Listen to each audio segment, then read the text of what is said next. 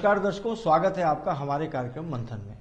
15 अगस्त का माहौल है, वातावरण में चारों तरफ एक त्यौहार का सा आनंद है। बच्चे झंडा लिए दिख जा रहे हैं और जिस भी जगह देखो, चैनल्स पे देखो, भक्ति का रस चारों तरफ बिखर रहा है। लेकिन हमने सोचा क्यों ना कुछ एक अलग किया जाए, कुछ बात ऐसे की जाए जो अन्य कार्यक्रमों से भिन्न हो। फौज, आज़ादी फौज से जुड़ी हुई है और फौज जुड़ी है हमारे उन जवानों से जो अपनी जान की बाजी लगाते हैं। तो हमारे मन में आया, चैनल में ये सोचा कि क्यों ना हम उनसे कुछ बातें ऐसी करें जो आप लोगों को बताएं कि वो सामान्य रूप से कैसे करते हैं। क्योंकि जब हम उनसे बात करते हैं तो उनके साथ वो फौजी वाला जो एक रुतबा होता है या एक जो जज्बा होता है वो नहीं होता है। ये क्यों ना जानने की हम कोशिश करें कि वो कौन सा जज्बा है जो उन्हें जान देने के लिए तत्पर कर देता है। और कुछ बातें ऐसी भी हैं जो हमने इस कार्यक्रम के पहले पार्ट में की थी। हमने आपसे वादा किया था कि हम आपको एक ऐसा सच बताएंगे जो सामने नहीं आ पाता है, जनरली नहीं आ पाता है।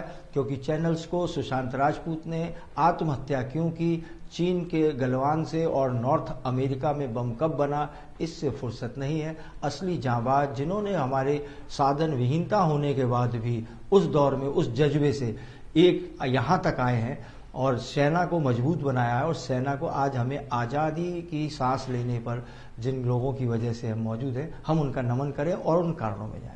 15 अगस्त से संबंधित कार्यक्रम के बारे में आपसे वादा किया था। पहली बार जो पहला पार्ट था उसमें हमने आपसे वादा किया था कि हम आपको कुछ ऐसी बात बताएंगे जो सच है लेकिन जनता के बीच में नहीं आई है। पुरस्कार राष्ट्रपति तक ने दे दिया लेकिन बात वो जनमानस में नहीं आई। जो प्रसिद्धि, जो प्रशंसा आम जन में होनी चाहिए थी वो किसी वजह से ठग गई। इसके लिए मैं केवल मीडिया को दोष नहीं दूंगा, क्योंकि चमकती तस्वीर और ऐसी तस्वीरें दिखाने में आज मीडिया विश्वास रखता है जिससे पैसा मिलता है और जिससे उनकी स्वार्थ सिद्धि होती है। लेकिन ऐसे पे जिसके लिए मीडिया का असली काम है कि उन चीज़ों को, उन खबरों को जनमानस में सामने लाने का जो देश के लिए है, समाज के लिए है, बच्चों को, आने वाली पीढ़ियों को प्रेरित करती हूँ।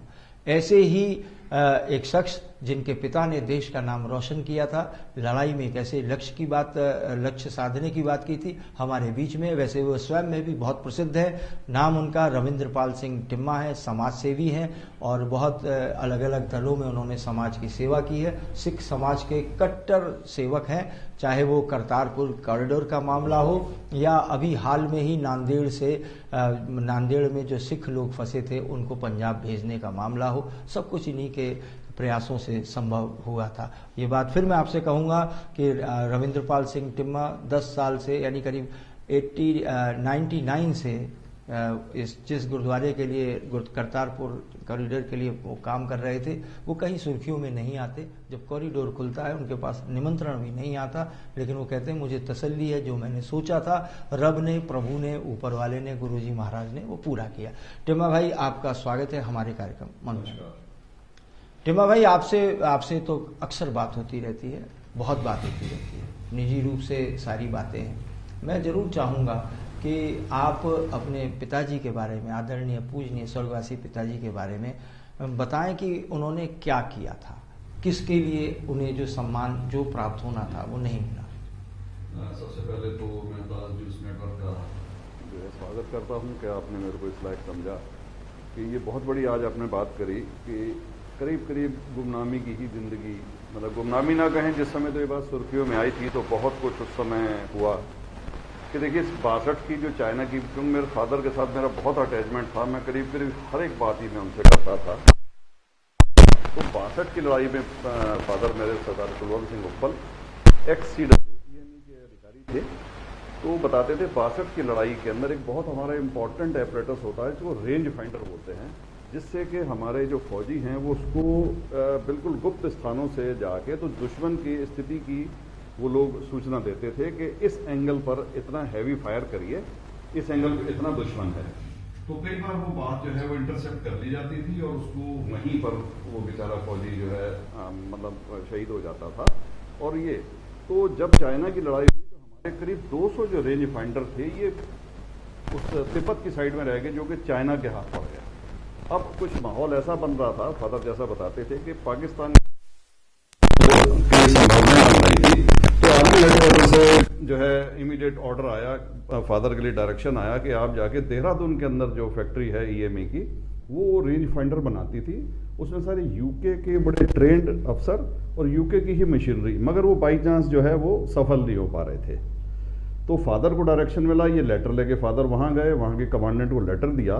उसने क्वालिफिकेशन पूछा कि आपने कहाँ से ये जो इसका स्पेशलाइजेशन किया। तो फादर ने बताया मैं तो सिर्फ 8वीं पास हूँ, मगर मेरे को पूरी उम्मीद है कि मैं ये चीज़ बना सकता हूँ। ये पवन जी मैं आपको उस समय की स्थिति बता रहा हूँ कि 63-64 की ये बात है। उस समय तो जब हम अमेरिका से गेहूँ लेते थे, अमेरिका से एक भुना हुआ गेहूँ आता था और हम लोग वो गेहूँ का उपयोग करते थे। तो उस समय अंग्रेज़ों ने जो चीज़ बना दी, हम इंडियन सोच भी नहीं सकते थे कि ये चीज़ बना सकते हैं। तो ऐसे माहौल के अंदर फादर ने, तो वहाँ जाके उन्होंने जब ये, तो कमांडेंट ने बड़ा मतलब नाखुश सा था कि आप 8वीं पास हैं, मजाक करने आ गए।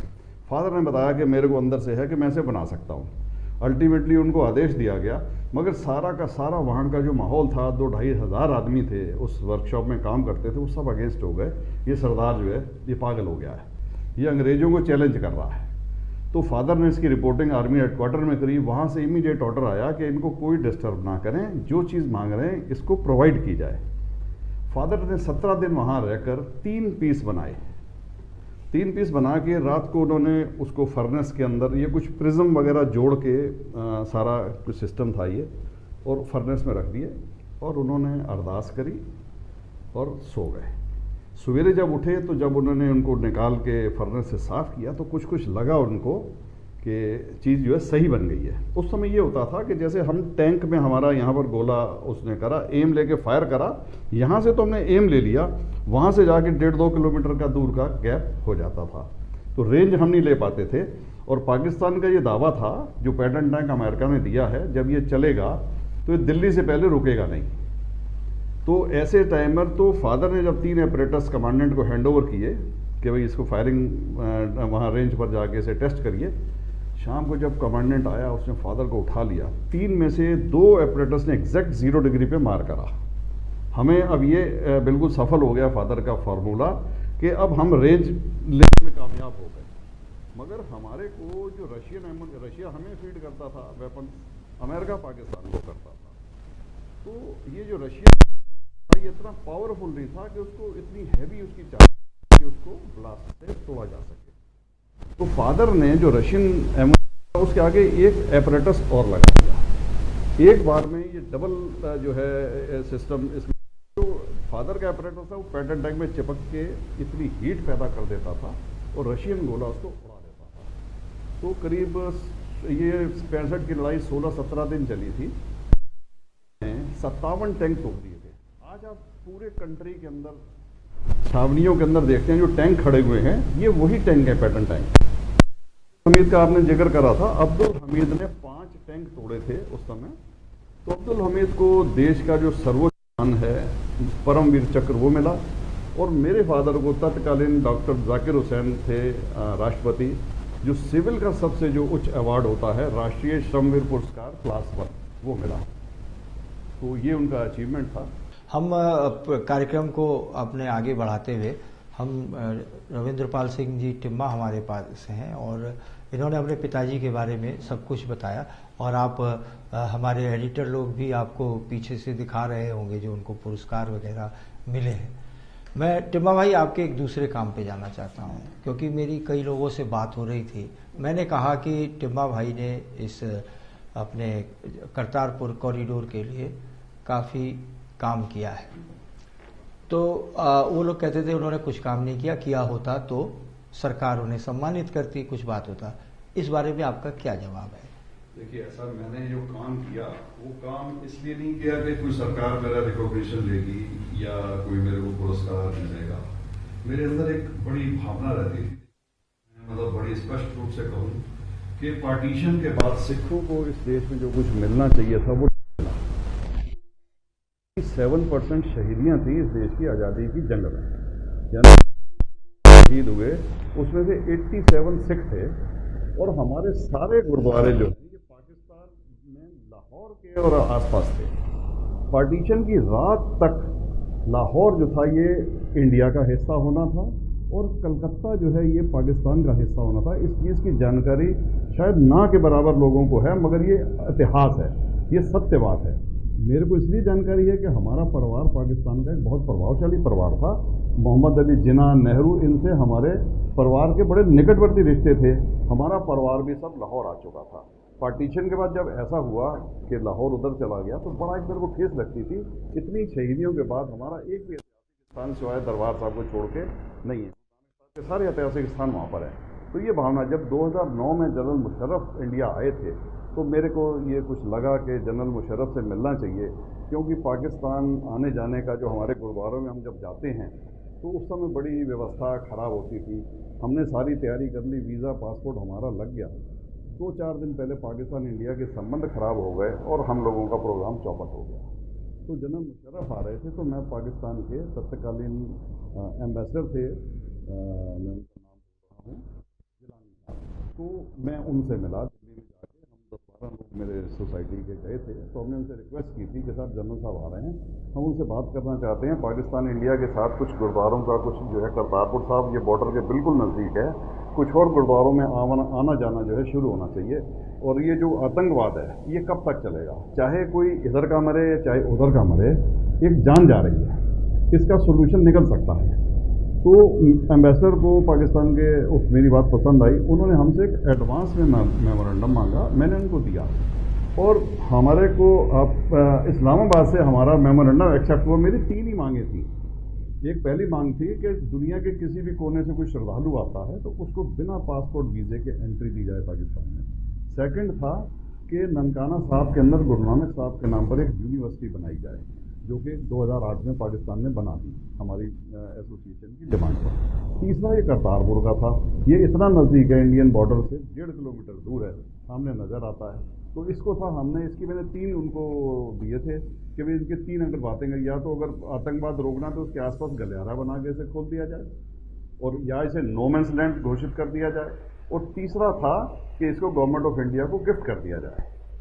मेरी बात अभी जो पाकिस्तान ने इमरान खान ने जो बात मानी, तीनों हमारी मांग है, ये अलग बात है। उसके बाद से देखिए 2002 से ये प्रयास कर रहा हूँ, उसके बाद 18 साल तक मैंने अथक प्रयास करे हैं। पाकिस्तान के 13 सांसद आए थे इंडिया में व्यापार के लिए, मैं दिल्ली में उनको जाके मिला, उनको मेमोरेंडम दिया, आगरा में उनको घुमाया, ठीक है जी। और अस्मा जहांगीर आई थी 2002 के अंदर, उनको भी मैंने मेमोरेंडम दिया। तो ये हमारे अथक प्रयास चल रहे थे।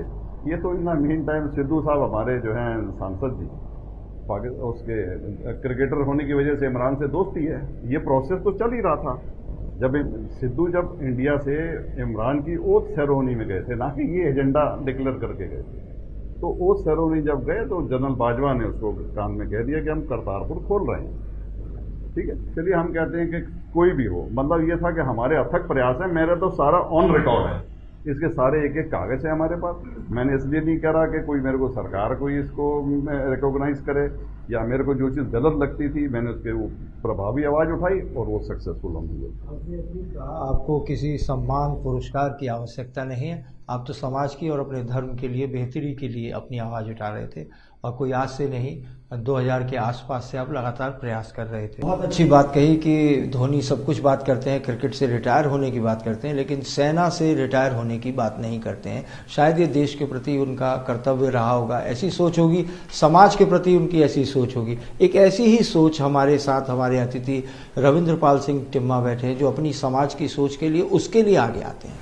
मैं उनसे बात करता हूं। टिम्मा भाई, अभी लॉकडाउन का पीरियड था, दर्शकों ने भी देखा होगा कि इस दौरान एक खबर बड़ी चर्चित थी कि नांदेड़ गुरुद्वारे में 4,000 लोग फंसे हुए थे और उन्हें पंजाब जाना था और वहीं पर वो लोग रुके थे। लेकिन आखिर कब तक 4,000 लोग एक जगह ऐसे रुक सकते हैं, ये खबर बड़ी सुर्खियों में थी। और अचानक वो लोग वहाँ नांदेड़ पहुँचे। फिर और भी प्रकरण है, हम टिम्मा भाई से जानते हैं कि ये प्रकरण क्या था और आपकी इसमें क्या भूमिका थी। देखिए, ये 23 अप्रैल की बात है, मेरे पास एक वीडियो आता है जिसके अंदर एक लेडी गुहार लगाने से लेडी थी, मंजीत कौर उसका नाम था, कि हम लोग यहाँ पर फंसे हुए खरगोन में पानी की व्यवस्था खेतों के अंदर पड़े, पुलिस हमें आगे नहीं जाने दे रही, दवा खाना पीने की बहुत दिक्कत हो रही है, मदद करिए। तो ये ऐसा मौका देखिए जिसमें सिख समाज ने बहुत कुछ करा, जितना जरूरत से मैं कह रहा हूँ कि वाकई में देखिए, एक बेशक हमारी कौम ऐसी जो लंगर प्रथा चली आ रही है, मगर उन्होंने देश के अंदर इस बार बहुत ज्यादा अपने सेवा भाव से नाम कमाया। और ये सिख परिवार ही थे जिनको की कोई मदद नहीं मिल रही थी। तो मेरे पास जब आया तो मैंने, एक दोस्त है मेरे इंदौर के अंदर, मैंने उनको फोन करा। उनका मेरे पास फोन आ गया, रविंदर जी खरगोन के पास ये लोग फंसे हुए हैं और मैंने उनका प्रॉपर बंदोबस्त करा दिया है।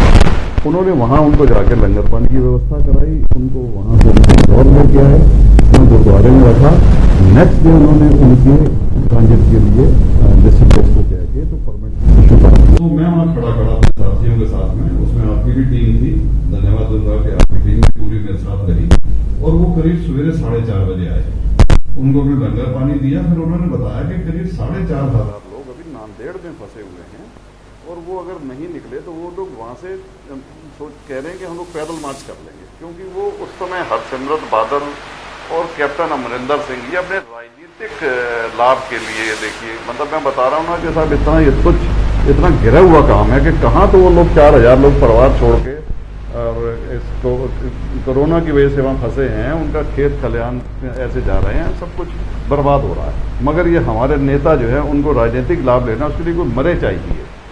तो मेरे एकदम से दिमाग में आया आदरणीय इंद्रेश जी RSS में बहुत बड़ा नाम है, और मैंने उनसे रिक्वेस्ट करी कि इंद्रेश जी उनको कैसे भी निकलवाने का बंदोबस्त करिए, बहुत बड़ा एक नुकसान हो रहा है, 4,500 लोग फंसे हुए हैं। उन्होंने मेरे को कहा, एक नंबर मेरे को भेजा कि रविंदर जी आदरणीय कृष्ण गोपाल जी का ये नंबर है और 8 बजे आपसे बात करेंगे।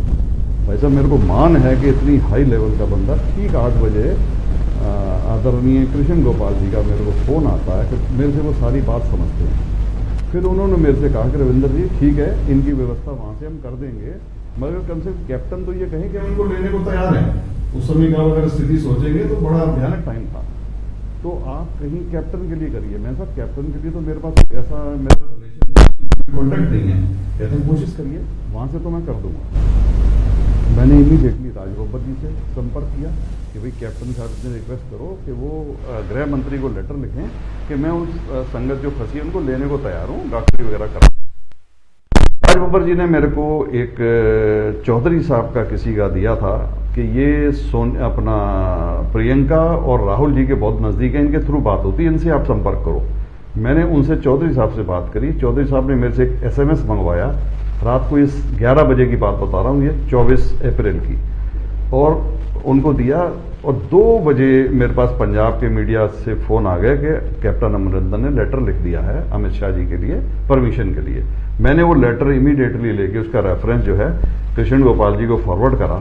कृष्ण गोपाल जी सुबह तक तो सारा उनको आदेश कर चुके थे और वहां से उनका निकलने का रास्ता प्रशस्त हो गया और वहां से अपना जो है काम, बहुत बड़ी बात, मतलब ये देखिए कहां तो हमारे कैप्टन अमरिंदर सिंह और हरसिमरत बादल ये लोग दुहाई देते हैं कि हम सिखों का, मगर कुछ नहीं करा इन्होंने, कोरी नेतागिरी करी। तो इसमें मेरे को डेफिनेट है, मेरे को प्रशंसा मिली, मगर मेरे को प्रशंसा मिली आदरणीय कृष्ण गोपाल जी और इंद्रेश जी, गोलोक जी और सभी आप सबकी दुआओं से कि ये बहुत बड़ा एक काम था जो कि उनको ठीक ठाक तरीके से, सब लोग ये कोविड नेगेटिव थे, इनकी कोई भी ऐसा नहीं था कि कोई कोरोना से पॉजिटिव हो, तो हो गया उस समय काम बहुत बड़ा।